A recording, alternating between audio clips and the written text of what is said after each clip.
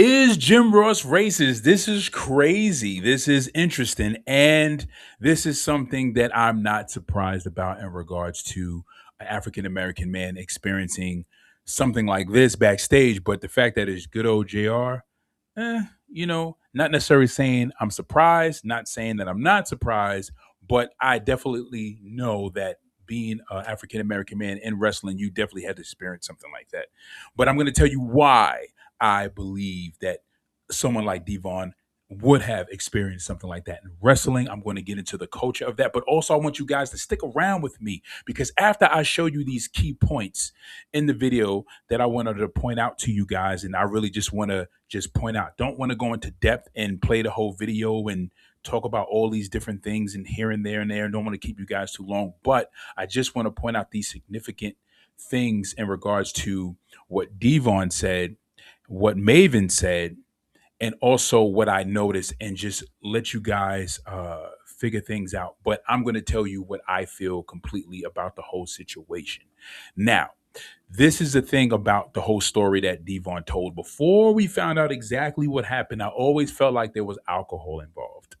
That's just my intuition. I wish I would have came out with this video a lot sooner because in my other videos that I did, because I did like 4 of these videos and this is the final one that is actually coming out. But I actually did like 4 of them. I wound up giving them all the acts because I wanted to just nail the significant parts of the video and didn't want to play too much of the interview to get a copyright strike from any of their channels. So I just want to show bits and pieces that I just want to talk about that really gives us the full context of what Devon was really saying. So without further ado, let's get into the video because I want to talk about it. You want to talk about it. So let's talk about it. Seeing the dream. Check it from the one. Charming, thanks, Carrie. Seeing the dream. Shit. See him the dream, had a vision from day one. After a few conversations, the WTNT era officially had begun. Creating constant content so the brand don't lose its oozy. His knowledge for this business is like no other. He's the show off, and if you don't agree, let me tell you some brother. Next we have the wild card, and I say that loosely. The big bad booty daddy, but only if you're nasty. The best all around wrestling fan, if you ask me. He'll hit you with Steiner math while we're live. But we have to reel him in because he swerves when he drives. Last but not least, J. McMahon, the architect of all of them. So acknowledge him, the silent assassin, but challenge him if you dare. He'll instantly turn into your American nightmare. We say what we want, because we're wild men, Mark Mero. And we're never scared, cero miedo. This undisputed kingdom is always on their shit because there's no pod better than us, and you know it. Yeet. Okay, so I'm going to start here. I'm going to start here with Maven's response to Devon answering the question that Bubba Ray asked about him experiencing racism in WWE. And then as you guys know about the story in regards to what Devon details, you know why Bubba Ray gave that look the way he gave after asking that question. And then also why he gave that same look because how Maven responded doing a JR impression. The first time I seen this video, I didn't catch it, but I wound up catching it after seeing this particular video. All right, so I'm going to play the clip. Experience or you ever experienced racism? In ECW, I did not experience it. I experienced it in WWE with certain top officials who I don't really want to go and say any names because I feel... Say names. Go Sooners! Yeah. Right there. So Maven blew it up. At the time, I didn't notice it. And then Devon goes and says that a lot of people were calling out who it could be. It could have been Triple H, could have been, what's the guy? Johnny Laurinaitis, could have been, what's the other dude? The dude that dresses like a pimp. Michael Hayes. Everybody want to call Triple H a racist because of that whole character angle that he did with Booker T. But anyway, nonetheless, getting into the video, Devon would respond to Jim Ross in regards to what Jim Ross said about the allegations in regards to what Devon has experienced in WWE, and that the person that he experienced these racial encounters with was with him, none other than good old JR, right? So I'm going to get into the whole history of wrestling, but I just want to point out these key things. Now, The other key thing I want to point out is just what Jim Ross said. All right, so I was going to play the clip, but I don't want my channel to get struck because my opinion and my views on what happened to Devon are definitely not favorable for JR. So I do not want to get a strike on my channel because if any of my footage is playing in the background and I'm just reacting to it, he can strike my channel and say, no, I don't want you using my content, especially if you believe what this guy is saying. Because I honestly think that what Devon is saying is absolutely the truth. And I believe him because there's a lot of arrows pointing to good old JR being that guy that Devon is saying he is. Now, before Devon even went into the story and actually told us what happened, the first time he told us about what happened, I honestly felt in my own intuition that there was some alcohol involved somehow, some way. And Devon goes and he talks about exactly what happened in full detail as we move forward in the video. But the reason why I paused it here was because when JR responded to the allegations, instead of saying, hey, because of our relationship, let's have a sit down conversation and talk about exactly what is it that you think that I did to you, 10, 15, 20 years ago. And let's work this out. Let's talk about this. And if I offended you in any capacity, I would like to apologize. But of course, JR wouldn't do nothing like that because that would not be favorable for good old JR. So I understand why JR didn't respond like that initially, but then that's also something that raised a red flag because the fact that he didn't respond that way, but then also he makes a comment to gaslight the situation and says, oh, maybe he's just making these salacious comments in order to add some level of popularity and get people to come and view him and view his podcast, and he's just making up some story so people can watch and say, oh, it's the person that was racist to you was one of the greatest sports and entertainment commentators of all time, good old JR. Oh my God, I can't believe it's JR. So that's JR's perspective and how he felt about the comments or the experience Devon has had. But I'm going to move on from this and I'm going to move forward. And I'm just going to just land on what Maven said, which is very pivotal in this whole situation.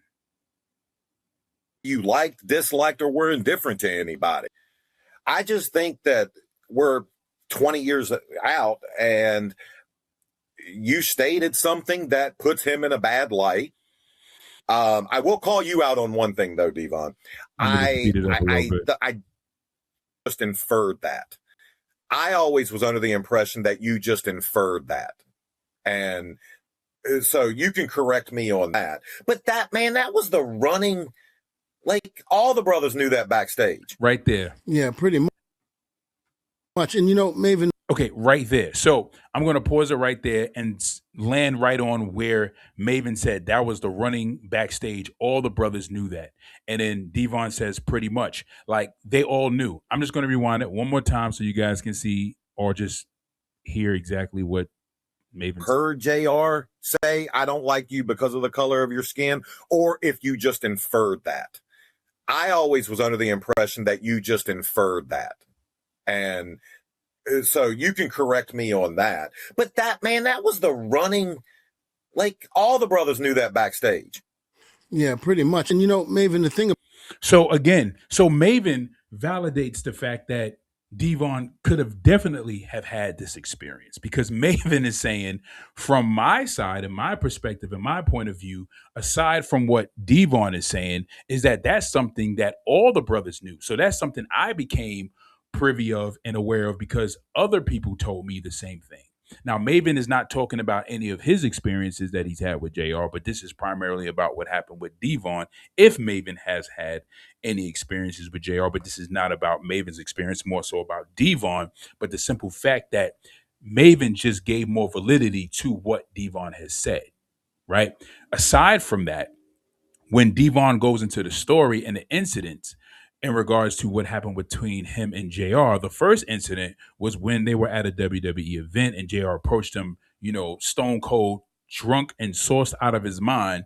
And he makes the comments to Devon and Bubba Ray is right there. And Bubba Ray had to, get in the way or in between Devon and Jim Ross because Devon wanted to punch him in the face. But Bubba Ray was there, but Bubba Ray confirmed the story, and Bubba Ray was right there.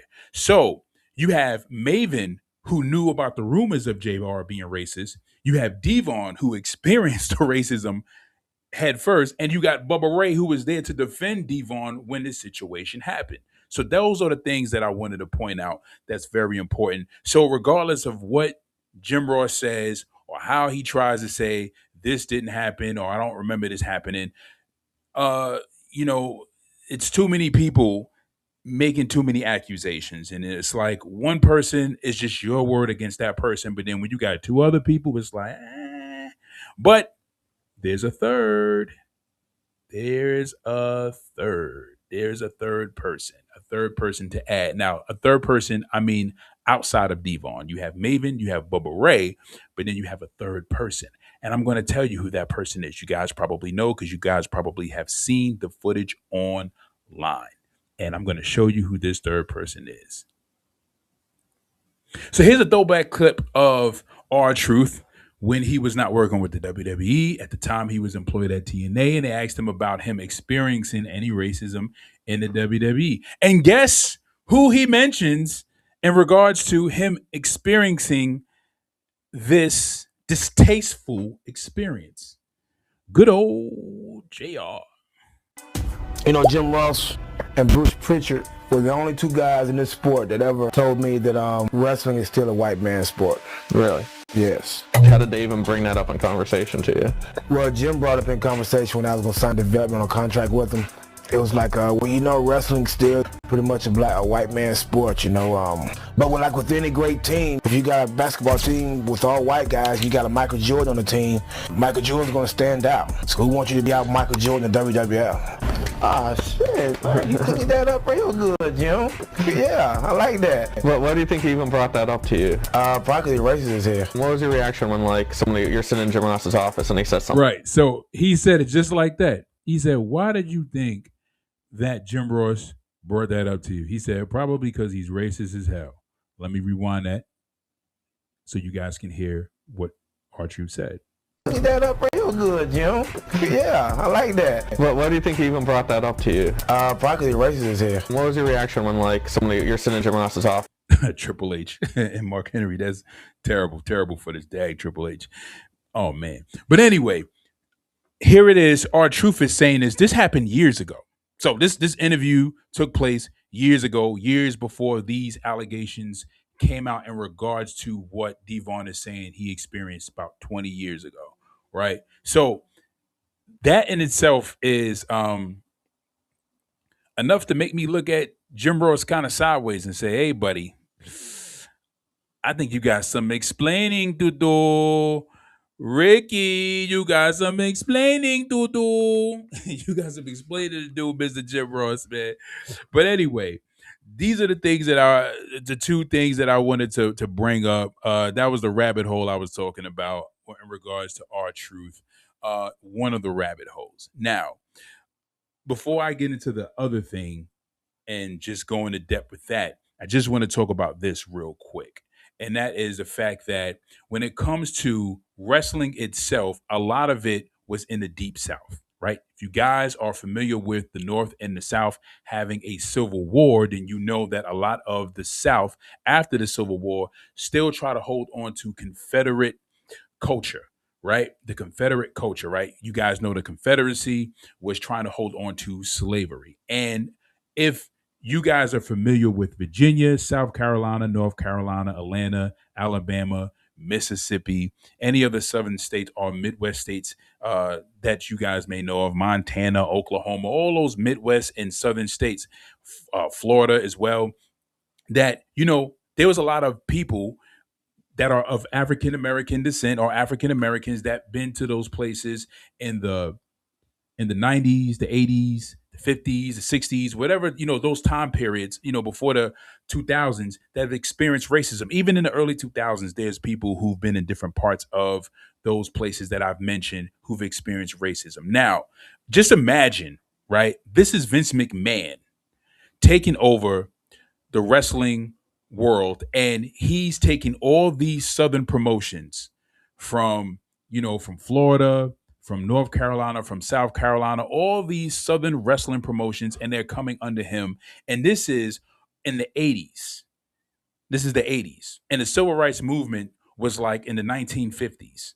So we are like 40 years removed from the civil rights movement, and we know change does not happen overnight, right?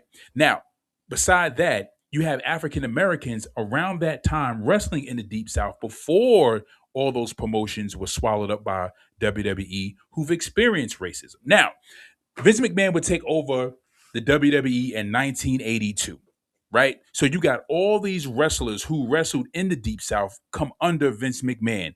You think an African American man around the time of the 80s would not have experienced racism?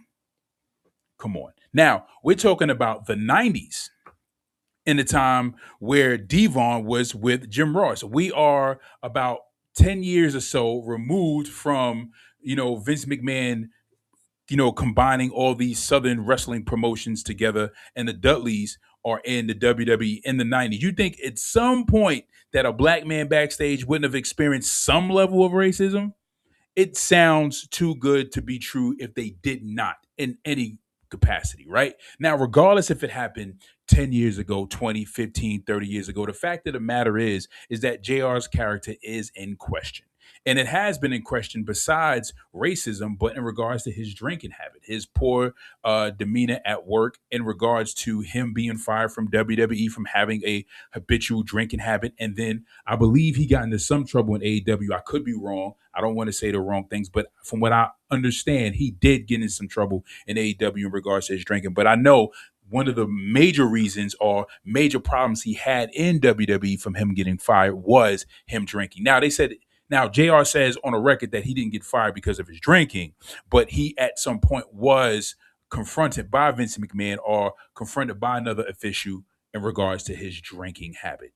And if you guys know about people who drink, if you get too drunk, you can do some things that you don't remember when you do them. But regardless of whether the person was drunk or sober, it shouldn't have happened. And it shouldn't have been said, period. This is how you treated someone because of how you felt in your heart about a certain race of people. What makes it bad is you have Bubba Ray, who was there defending Devon. You have Maven, who knew about the rumors about JR. And you have R-Truth, who's saying, these are the comments that were made to me by Jim Ross. And my perception of what he said to me and how they were said to me makes me think of him as a racist because of how he is and just what the presentation is. And that shows an insensitivity in regards to JR's character and the accusations that are placed against him.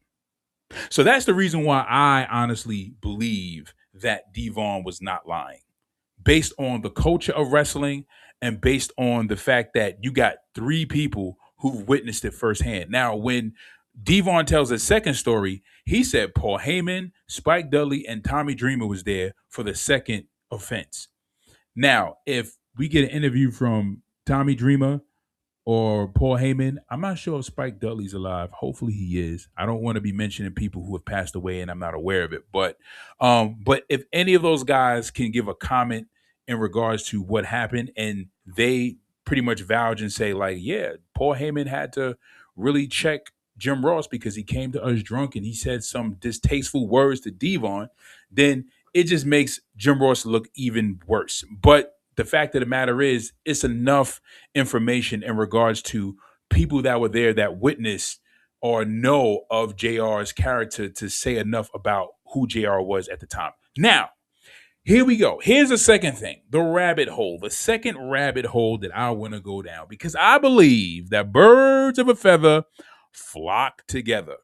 And to me, it's no coincidence that he's friends with this gentleman that I want to bring up right now.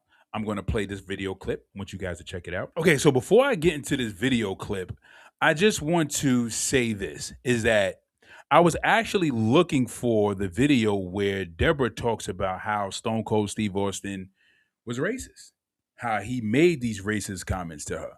And JR's best friend is Stone Cold Steve Austin. No surprise there, right?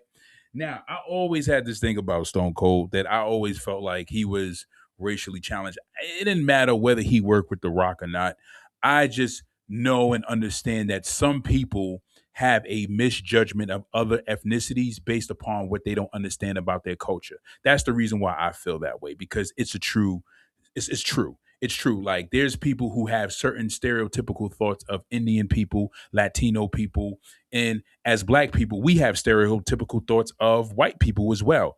But I feel like when it comes to like JR and it comes to Stone Cold Steve Austin, I think they were those kind of racist people. Like, they had stereotypical thoughts of what they thought about African Americans because they never been close to any of them.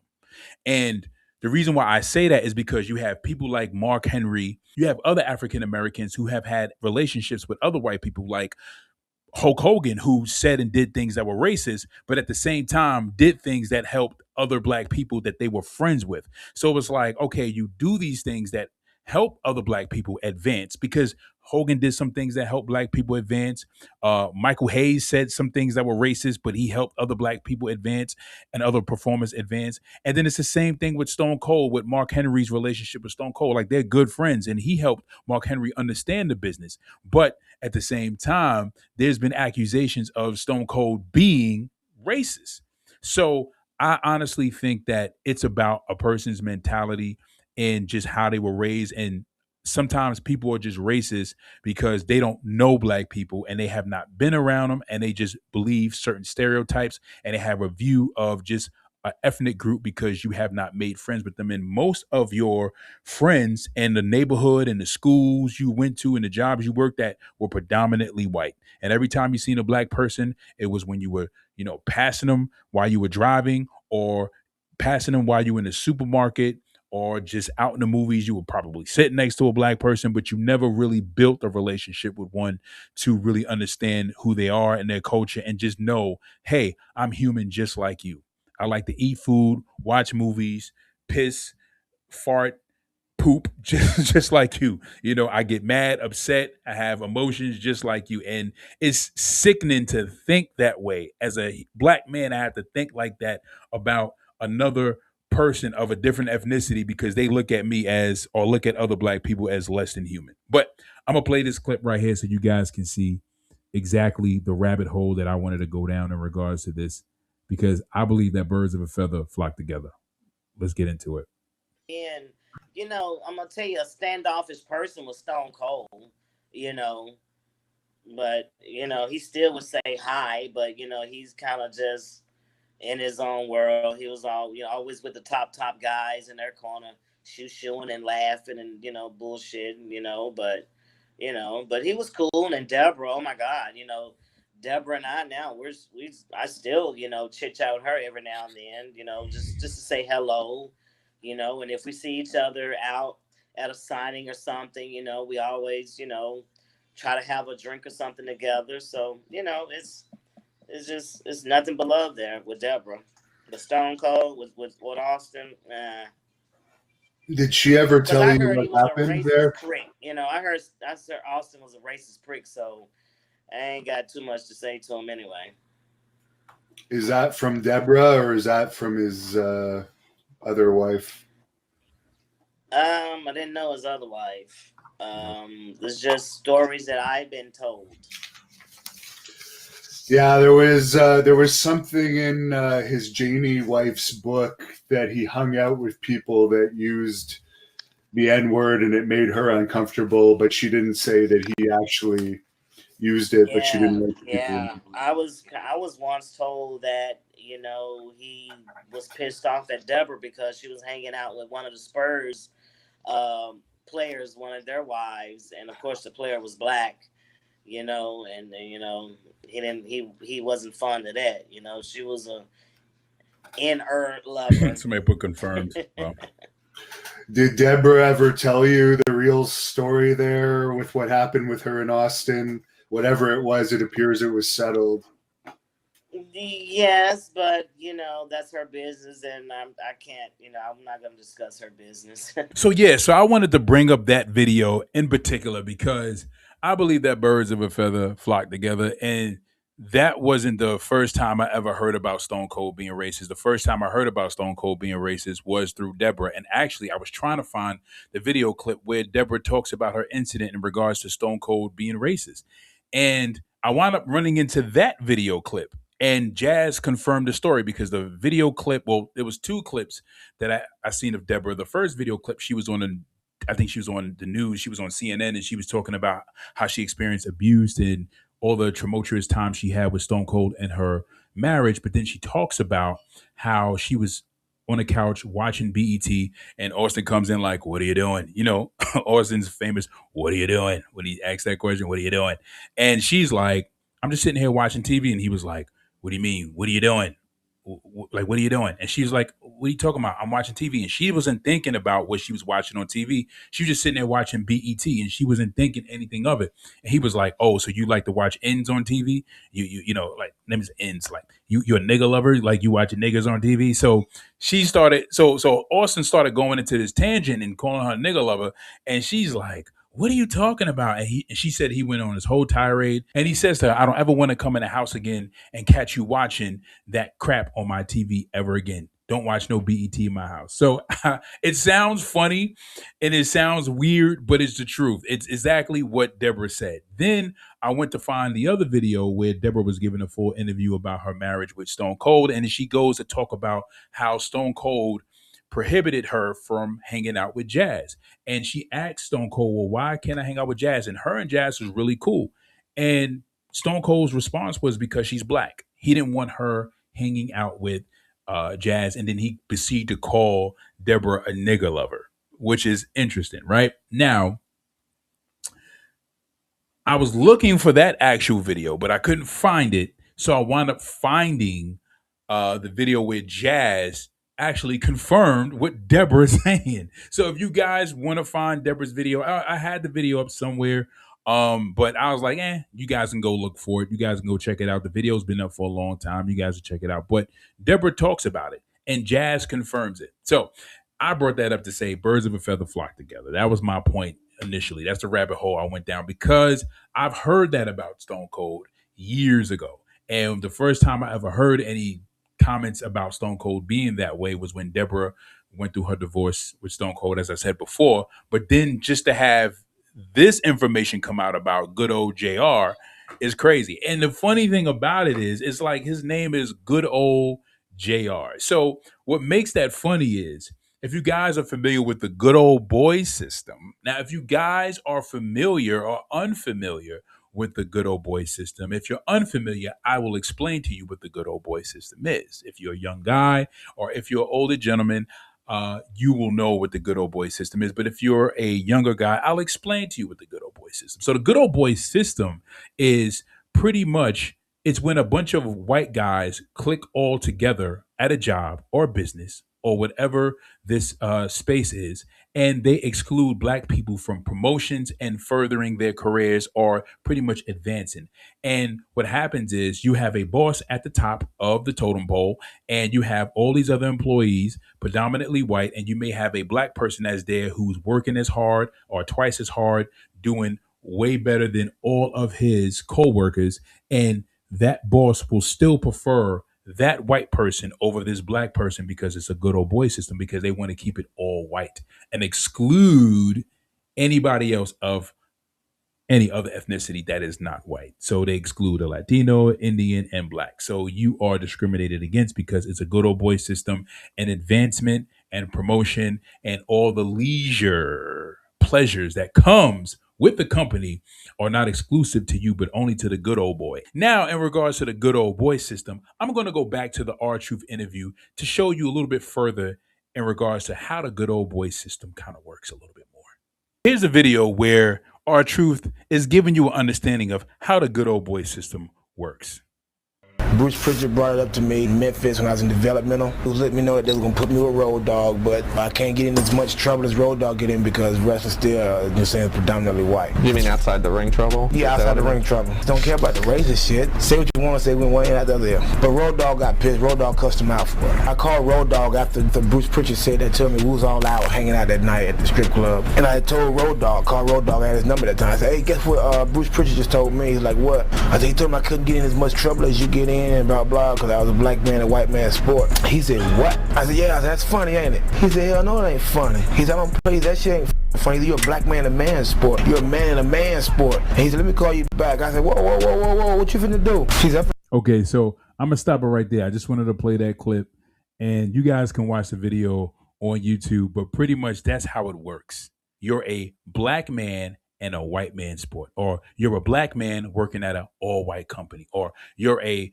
black man working in a all-white law firm. You're a black man working in a all-white construction company. Like, that's how the good old boy system works. It's you get discriminated against based upon your color, while you have other white counterparts who just go about showing up to work drunk, coming in, doing all types of crazy stuff, cursing out the boss, getting into fights and arguments with co-workers and managers, and don't get fired. And then as a black man, if you even complain about your check being short of out of $5 or even $100, they ready to fire you, and they ready to find any reason to terminate you because you just opened your mouth. And their mindset is, nigga, you lucky I'm allowing you to work here. So that's how the good old boy system works. And that's pretty much what Bruce Pritchard was saying to him. Bruce Pritchard could have been trying to look out for R-Truth. And I think he probably could have been looking out for R-Truth, because I've been in situations where I've talked to other white guys and they were just straight up with me like, hey, listen, bro, blah, blah, blah, blah, blah, blah, blah, blah, blah. And it was like, I'm not trying to come off any kind of way. I'm just trying to keep it real with you. So it's something that you need to know as one person to another person, you know? But I think in that particular instance that Bruce Pritchard could have been trying to tell R-Truth, like, listen, because you're black, you have a magnifying glass on you. And your white counterparts will do a whole bunch of crazy stuff. You'll see them get in trouble and get off the hook. But as soon as you do something, they're going to give you a verbal warning, or they may even just fire you without even warning you that they're going to fire you. So, and I think Bruce Pritchard probably was just telling him that straight up so that he can just not lose his job and he can just be aware of what kind of situation he's in.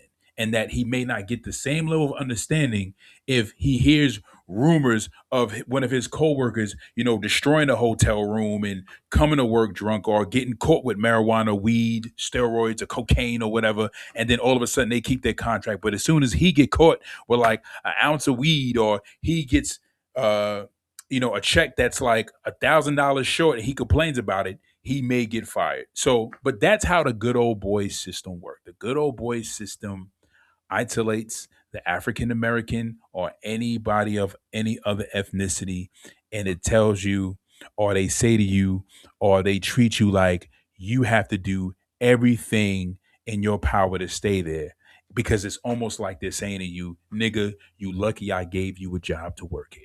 But that's just my take on the whole situation. That's personally how I feel.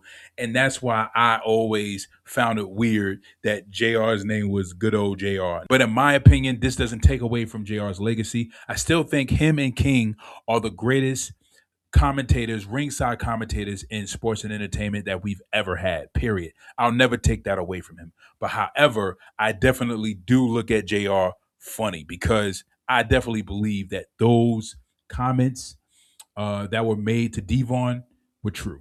I definitely believe Devon's situation in regards to what happened to him and his experience. And I don't think Devon would just come out and lie and just make anything up. And the thing about this whole situation is that Devon did not bring this story up again. It was Bubba Ray who asked the question and he answered the question. And Devon is not looking for an apology. He's not looking for JR to own up to the situation. He's not even looking for JR to even say anything to him. He's just responding back, or was responding back to what Jim Ross had said, and said, you know what, Jim Ross is a liar. I'm going to explain to you guys exactly what happened and break the whole story down for you guys so you guys will know, and you guys can judge for yourselves. But not only that, is that this is not brought to us because Devon was asking for anything. It was a question I was asked to him, and he answered the question.